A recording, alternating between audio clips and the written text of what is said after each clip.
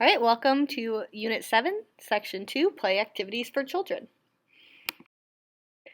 After studying this lesson, you will be able to explain how block building strengthens children's visual literacy and intellectual development, identify the benefits of and explain how adults can help children during sand play, water play, and cooking activities, identify the stages of art development and the benefits of visual art activities for children, as well as describe types of music and science activities for children, and discuss the benefits of literature experiences and identify age-appropriate reading techniques for young children. Adults have a major role in children's play. Their abilities to recognize and implement various play activities impact children's play experiences. Quality play experience should both entertain children and teach them. Because children learn through play, the potential benefits of planning quality play activities are enormous. Through play, children can become physically stronger and more coordinated, can practice new intellectual concepts, and can learn social skills that will strengthen their relationships. Many play activities and games are available for children, but the best play activities tend to be open-ended and benefit all areas of development. Quality play activities that adults can plan for children include block building, sand play, water play, cooking experience, art, music, science, and literature experiences. By planning these activities and allowing children freedom to explore, you foster children's development. So what play activities did you engage in as a young child, and how do you think those influenced your development? What were your favorite? Think about it. Believe it or not, blocks are one of the most important play experiences and learning tools for children. Block building is a flexible, open-ended activity that extends to all areas of development, allowing for holistic learning. As children develop, they experience several stages of block building that correspond to their development of spatial concepts. For example, first, children make horizontal rolls, then they stack blocks, then they make row and stack combinations, then they build flat enclosures, then they build standing enclosures, called bridging or arching, and then lastly they build combination enclosures, like a house. Progress in block building also complements their other understandings. For example, at 3 years old, they can express symbolic understandings such as saying a pile of blocks is a house. By 4 years of age, they express understandings about how environmental features are related, like depicting houses by the side of the road. By 7 years of age, they build more to scale, such as building a chair smaller than a house. Unlike sand, water, and art materials, blocks are solid, constant shapes that create stable environment, permit self-correction, and allow for endless repetition. Building blocks has benefits in all areas of development. Through running, jumping, lifting, carrying, bending, reaching, grasping, and balancing, children are developing gross and fine motor skills and eye-hand coordination. Block building enhances their thinking skills and aids the beginning of logical thought by promoting visual literacy, or the ability to draw meaning from observable and tangible objects. Concepts that children learn through visual literacy include spatial concepts, classification, seriation, and number and shape concepts. Block building may also promote physics concepts such as gravity, social studies concepts like space planning, art concepts through making designs, and language and literacy concepts through using blocks in dramatic play. Finally, block building encourages social skills such as taking turns and sharing, and requires patience and persistence, which strengthens children's self-concepts. To support children's block buildings, you can provide blocks, space for block building, and time for them to build. Different types of blocks offer different learning opportunities for children. Unit blocks, which we call floor blocks, are often considered the best set of blocks for preschool and school-age children. They are naturally finished wood blocks that are multiple or divisions of a basic unit size, like 1 3/8, 2 3/4, 5 1/2. It's important that adults allow children the freedom to play with blocks. Rather than taking the lead or attempting to teach concepts, you can help them by giving them occasional suggestions, such as, do you think another block might fit? You can also support block building through expressions of pride in your children's creations, such as by taking photos and encouraging them to talk about the structures that they've built. Because sand is a natural substance, children have probably played in it throughout history. Children are attracted to natural substances, whether on beaches or in sandbox or sand tables. Sand is very tactile, which is perceived by touch, an open-ended substance with properties that change depending on moisture, making it ideal for children to play with. Sand play, like block building, promotes holistic learning that extends to all areas of development. Children use gross motor skills when digging, moving, and cleaning up sand. They use fine motor skills for filling, pouring, smoothing, and sifting sand, and for using sand tools, such as spades or tubing. Sand play enhances physical knowledge as they move sand buckets with pulleys. Children learn logic thinking concepts by discerning the weight of dry and wet sand, and they learn environmental concepts by observing sandy beaches and deserts. By writing letters and making patterns in the sand, they learn language and literacy concepts and creativity. As with block building, sand play refines their social skills and emotional regulation when children work together. The adult's role in sand play is one of support.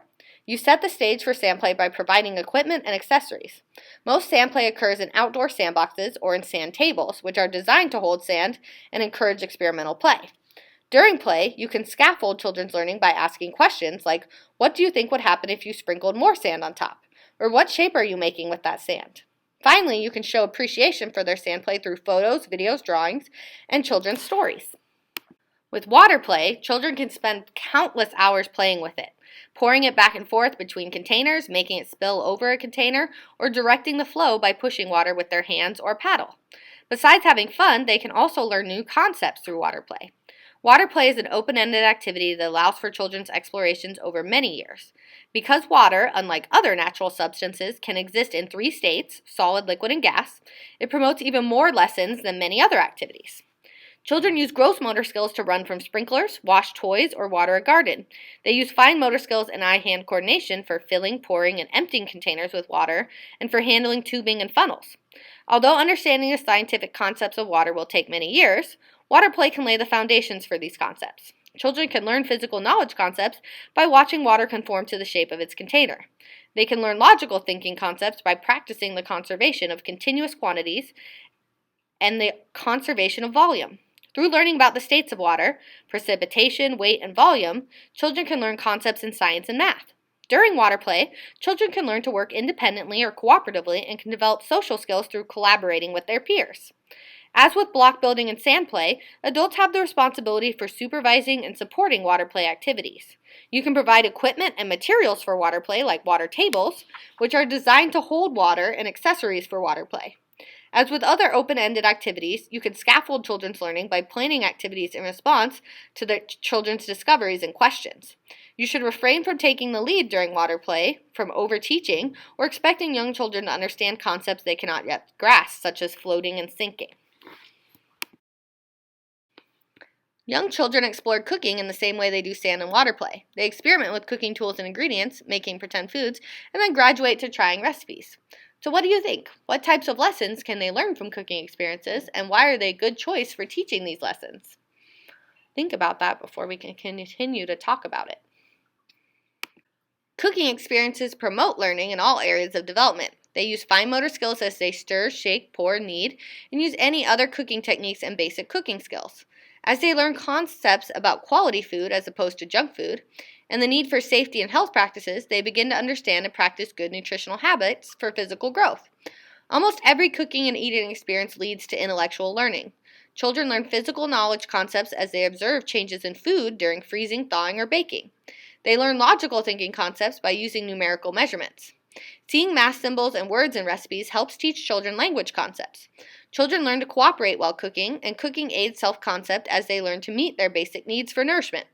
Cooking also requires self-regulation, especially in the areas of inhibition, where children must carefully follow a recipe and use tools correctly, and the delay of gratification, when food preparation requires time before eating. In real, as opposed to pretend cooking activities, adults help children more directly than they do in block building, water play, and sand play. Cooking experiences generally require more adult guidance and supervision. You can support their cooking experiences by purchasing or collecting appropriate equipment, assigning a child developmentally appropriate cooking tasks, supervising very carefully, demonstrating the use of equipment, scaffolding learning with the child's safety in mind, and reinforcing cooking lessons by applying them to other areas, such as science, art, math, and language. Art is important in children's life. Visual arts, such as painting, molding, and photography, create products that appeal to children's sense of sight. Because their total development, including physical, intellectual, and social-emotional development, determines how he or she uses crayons, paints, clay, and other art materials, the child will progress through several stages of development in artistic expression. The stages include manipulative play, the manipulative stage, which is birth to 3.5 years old. Children will play with art materials instead of using them to create artwork. Children under 2 years enjoy art for motor reasons. Around 2.5, children begin scribbling. And around 2.5 to 3.5, children begin to draw basic shapes. The transition between manipulative and representation stage is between 3.5 and 5. They create their first symbols. Around 2.5, they begin to draw human figures. They draw no spatial relationships among objects, though. Lastly, the representation stage is 5 to 6 years of age or older. Children will create symbols that represent objects, experiences, and feelings. They will decide what a symbol is before creating it. They will show spatial relationships among objects. In the early part of the representation stage, they may draw mixed perspectives, exaggerated images, and transparencies. And they may draw more detailed and more accurate perspectives. And around 9 to 10, they can draw objects from their perspective and from the perspective of others. Art experiences promote learning for children in all areas of development. As they learn to handle art tools, they develop the motor skills needed to draw, paint, or mold carefully and accurately. Art experiences improve general intellectual functioning, such as focused attention and motivation to improve. Sensory experiences help children expand their concepts of color, line, shape, form, texture, and size. Children also use spatial concepts when creating art. Young children illustrate what they know about their world. For example, a young child's drawing of a wagon will show all 4 wheels. Later in the school-age years, children will create perceptually correct representations, such as a wagon showing only 2 wheels, if drawn from the front, one side, or back. Art also helps children develop socially and emotionally. Children make choices about what they want to do and how they want to do an art activity. As they play, they can use art to express feelings. Some children who have experienced trauma or social emotional disturbances will receive art therapy, which encourages them to express their fears or repressed emotions through creativity. Finally, taking pride in art and knowing that others accept their products helps build their self-esteem. You can support art experiences by introducing children to art tools and art activities suited to their stage of development. Once they understand how to use art tools, you need to let children do their own work. Children's work should reflect their physical skills in handling art tools and their intellectual ways of seeing the world, not adults' physical skills and artistic stage of representation. If you correct or redo a child's artwork, they may experience self-doubt and lower self-esteem. You can also encourage children by showing interest in their artwork and joining them in art activities. You can then display children's artwork to help support their self-esteem. So we just talked about it, but should adults correct or redo children's artwork? Well, what did we say? Maybe listen again if you don't know. And if not, what should we do instead? Again, if you don't know, listen again. Music surrounds people from birth. Children who have been exposed to a rich world of sound and movement will have good backgrounds for later learning and pleasure. Music experiences promote growth in all areas of development. For young children, movement and music are viewed as one. Even toddlers move to music without being prompted by adults. During these movements, motor skills are enhanced. Preschool and school-age children who play instruments practice fine motor skills and increase their dexterity, often in both hands. Some instruments, like string instruments, require 2 different fine motor movements at the same time. Intellectual skills are also enhanced through music. Young children who learn to play musical instruments tend to be high achievers in spatial concepts and math in later years. In addition, music provides chances for sensory and expressive experiences. Listening to the sounds of music can improve children's listening skills in general. As they become more attuned to the sounds around them, they learn to translate these sounds in musical ways. They may say that sounds have a high or low pitch, or even an even or uneven rhythm. Like pitch and rhythm, language is also involved in music. Singing involves adding words to pitch and rhythm. Singing and playing instruments seem to make children feel good and can be collaborative, like choirs, combos, bands, and orchestras, which fosters social learning. Finally, making music is fun for children. To guide music experiences, you can introduce children to music activities suited to their interests. These areas may include moving to music, listening, play instruments, and singing. In addition to providing activities, including music lessons, you can provide an environment that is rich in sound. You can model enthusiasm and enjoyment for various types of music, called genres, like classical, modern, pop, folk, country, rock, and blues.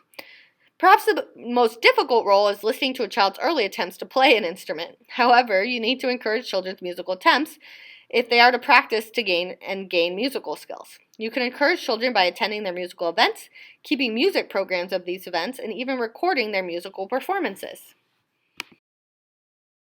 Children are born scientists. They wonder and seek answers and test their answers repeatedly. To children, science is wondering about the world and everything in it, appreciating beauty and caring for the world. Children experience science when they catch a cricket, put it in a jar, and watch it. They experience science when they watch water freeze and see snow melt. They can learn about science when they ask, how do I need to eat my green beans, or how do clouds move? Science can also be incorporated into many other activities like block building, sand play, water play, and cooking experiences. Science activities foster growth in all areas of development. In exploring their world, children use their gross motor skills for running, walking, jumping, and bending. They also practice fine motor skills when they handle objects and creatures with care. During science experiences, intellectual development is stimulated. Sensory experiences are everywhere. For example, they explore substances or the physical matter of objects and handle liquid, granular, and solid objects. Through many science experiences in which children observe and experiment, they learn cause and effect relationships and math skills. By using science resources, such as science magazines and websites, they can practice and use their language and reading skills too. Science aids social-emotional development. Through watching, listening, and touching living things when appropriate, they learn and develop respect for the world around them. Children can also overcome some fears with science facts. For example, they may learn not to fear thunderstorms after learning how and why thunderstorms happen. You can promote science experiences by encouraging children to appreciate the beauty of their world.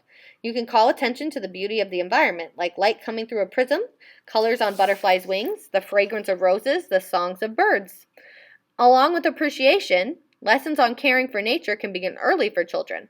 Starting in the toddler years, you can give them developmentally appropriate tasks in caring for living creatures in the environment. You can also read books about nature and science to children. Then they can visit zoos, gardens, and forests together. You should never present science as a magic show. Instead, you can explain science so children can learn about their world. Literature experiences opens up a world of magic and new ideas for children, and they aid children in all areas of development.